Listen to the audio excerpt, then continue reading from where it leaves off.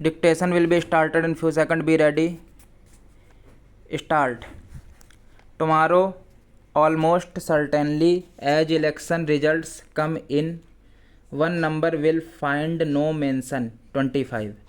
That's the number of polling personnel who dead on duty in UP and Bihar, working through a heat wave. Tragic as it is made worse by the fact that such tragedies should have been anticipated.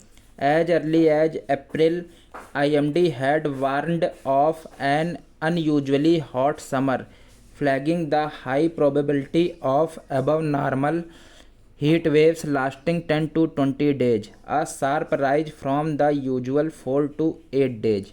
EC did take steps to protect voters and polling staff from heat, issuing advisories and providing assured minimum facilities bracket में AMFS bracket close at polling booths.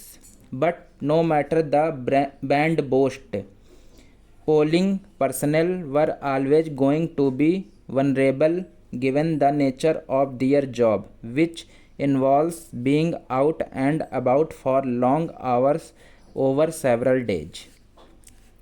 Rethink the calendar. Let's remind ourselves that, say, unlike those in armed forces, polling officials had not signed up for a hazardous job. Polling duty is mostly performed by government employees on special duty, whether they are teachers, officials, or clerical staff. And it is EC's responsibility to keep them out of harm's way. And the best way to do that is for EC to rethink the calendar of Lok Sabha elections. Don't spread elections over peak summer. More so because climate change is expected to make things worse in the future. When governments can advance elections owing to political considerations, there is no reason the same cannot be done by EC for the well-being of polling personnel and voters at large. HAPs need a push. Of course, there is also the vulnerability of the general population in extreme weather conditions. That is the job of governments. Heat Action Plan HAPs have been adopted by 23 states, but there are questions about implementation.